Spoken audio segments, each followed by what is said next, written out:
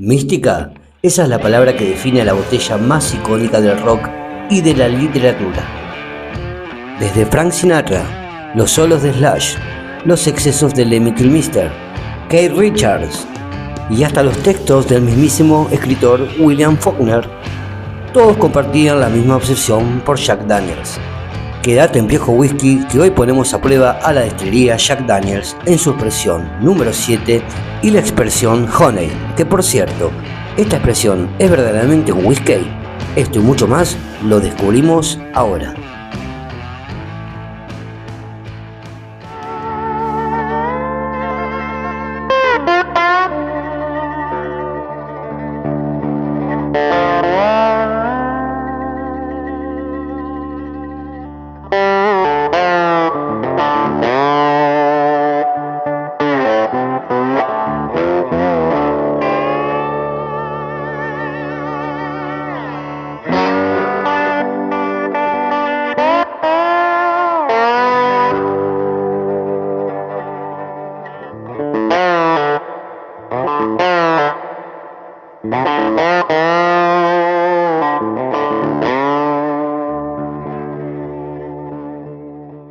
Cuando alguien te ofrezca un bourbon y te dé cualquier expresión de la destilería Jack Daniel, míralo con desconfianza. ¿Cómo están? Bienvenidos a Viejo Whisky.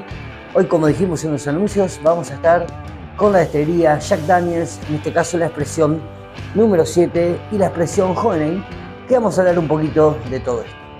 Destilería fundada en el año 1866 por Jasper Newton Daniel, conocido como Jack, en el condado de Lynchburg, condado básicamente en donde era un condado seco, donde estaba prohibida la venta de alcohol. ¿Por qué es el tema del bourbon o no bourbon? Unos dicen que no es un bourbon, otros que es un bourbon que no quiere llamarse bourbon. Bueno, básicamente hay un detalle acá que hace la diferencia con lo que es estrictamente un bourbon. En principio deberíamos decir que Jack Daniels, vamos a tomar la expresión, en realidad cualquier expresión de Jack Daniels, acá tenemos la número 7, es un bourbon porque contiene más de 51% de maíz, más de 2 años de añejamiento y se encuentra en barricas vírgenes quemadas. ¿Cuál es la diferencia de por qué Jack Daniels ha recurrido a la justicia y también a diferentes estamentos de los gobiernos que han pasado por Estados Unidos? Es el proceso llamado el proceso del condado de Lincoln, que consiste básicamente en el filtrado el carbón de madera de arce. ¿En qué consiste esto? Que una vez que tenemos el destilado de Jack Daniels, se gotea muy lentamente por unas cubas muy grandes de 3 metros de profundidad, está compactado el carbón de madera de arce, con lo cual pasa la gota por estos 3 metros, este proceso dura aproximadamente entre 3 a 5 días, y luego de ahí una vez va a otra cuba y se lleva a la barrica a añejar. Es lo que le hace diferenciar y por lo cual Jack Daniel ha recurrido a la justicia y recién en el año 1941 el gobierno lo consideró y lo reconoció como un Tennessee Whiskey. Por eso, cuando alguien te hable de Jack Daniel como un bourbon, legalmente no lo es un Tennessee Whiskey. Bueno, vamos a hablar de esta famosa expresión, la número 7, la primera, de gustar. Vimos ahí las imágenes al comienzo, muy ligada a lo que es el arte, la música, también inclusive la literatura. Tenemos la famosa anécdota de Jack Daniels, de Frank Sinatra, bueno, que cuando falleció en el cajón se dice bueno, que está la botella de Jack Daniels, que fue un pedido de él, del número 7, que él era fanático. También lo tenemos ahí a Slash, o a Lemmy, o a Keith Richards también. Vamos a abrir un poquito. Con relación a esta expresión, esto es un NAS, es un 40% de volumen alcohólico, la composición es un 80% maíz, un 12% cebada malteada y un 8% de centeno. Obviamente esto no tiene colorante, es un NAS, el numerito, el 7, no tiene nada que ver con la edad, se habla de entre 4 a 5 años de añejamiento. El número, el 7, bueno, hay varios dichos de por qué se llama la expresión número 7. Unos hablan de un problema administrativo, de barricas perdidas, hasta inclusive de el número de novias que tenía Jack. Bueno, vamos a copa.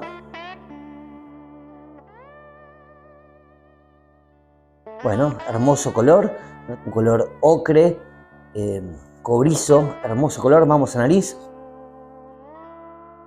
Bueno, siempre se habla de Jack Daniel que hay notas características que te puede aparecer o brindarte. La típica bananita dolca, el coco, sabores también, bueno, o a plátano.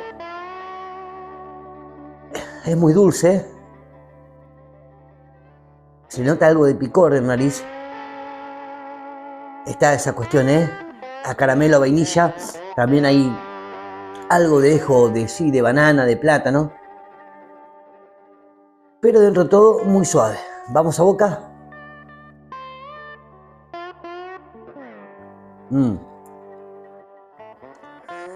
Bueno, hay una diferencia acá, y a mí me lo da con el Bourbon, es que no está esa nota tan parecida a lo que es el esmalte de pintura, el cetol, no está tan presente. Está muy ahora sí marcada la nota a coco y a esta cuestión de plátano, banana o bananita dolca. Tiene un picor intenso, es muy caliente. Esas son las cuestiones típicas que tienen los whisky americanos. Vamos al retrogusto.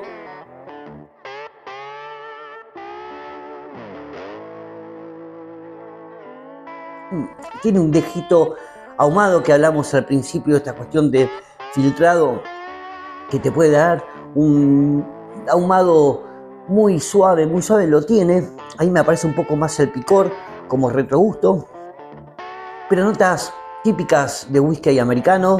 El maíz está muy presente, pero a las anteriores, que hace muchos años que no pruebo Jack Daniels, esta expresión, bueno, los años fueron pasando y uno va acomodando el paladar y bueno, se va acostumbrando un poquito más. Así que bueno, una expresión, gente, espectacular.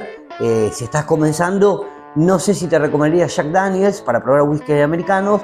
Puedes probarte por ahí con un bourbon como podría ser un Buffalo Trace o un Wild Turkey 81 Proof, que son por ahí un poquito más llevaderos, más tranquilitos, sobre todo el Wild Turkey Proof.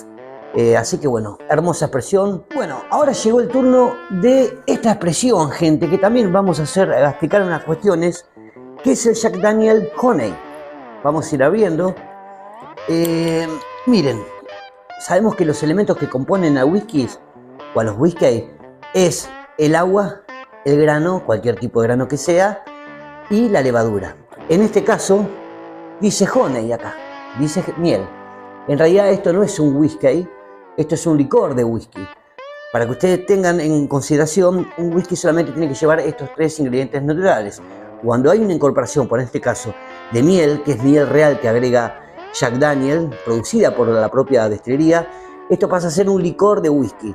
Te puede pasar también con otras expresiones que podés comprar, que tienen saborizantes a miel o a manzana. Cuando el whisky deja de tener esos tres componentes y tiene otro agregado, ya no es un whisky, será un licor o una bebida o un espirituoso en base a whisky. En este caso, a whisky. Esto es en realidad la composición del whisky, es el número 7, 35% de volumen alcohólico. Así que bueno, básicamente es el número 7 con agregado de miel natural, real, producida por la destilería. Vamos a probarlo. Bueno, muy presente la miel ahí, muy presente. Fíjense en que en cuerpo tiene un cuerpo mucho más pesado en copa. Me parece un poquito más clarito que el número 7. No hay tanto picor en nariz, es dulce, obviamente la miel. Vamos a probarlo.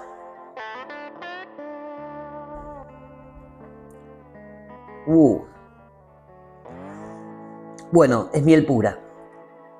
Miel pura, diría, algo de grano, de picor, pero sobre todo acá es la nota invasiva, diría en un punto, es la miel. ¿Qué tiene de bueno de esto? Que para muchos que nos miran, nunca tomaron whisky o están empezando a tomar whisky y les resultó muy invasivos en el paladar y en la nariz. Bueno, esto es una gran ayuda como para empezar a manejar el paladar y para que no sea tan invasivo. Igualmente, gente, hay montones de whiskies propios que en descriptores suelen tener esa cuestión a dulce, a melaza. Como experiencia y como humilde consejo les puedo dar a aquellas personas que están comenzando a tomar whisky, pero les resultó demasiado fuerte, alcohólico. Estas expresiones son bárbaras, los va a ayudar un montón, al igual que aquellas personas que están viendo de qué se trata este mundo y bueno, todavía no se animan a comprar una botella. Me ha pasado a mí, pueden ver el primer video que hicimos, que es el Tomatin Legacy, que bueno, a mí también me resultó igualmente al principio muy chocante y bueno, hasta que le pude encontrar la vuelta. Así que gente, bueno, muchas gracias por todo, nos vemos en junio. Una forma de ayudarnos es compartir obviamente este video, videos del canal, darle like, comentar obviamente y suscribirse si no lo hiciste obviamente de manera gratuita. Señores, nos vemos en junio, mes de mundial, así que veremos qué nos depara dicho mes. Un abrazo, salud, chao.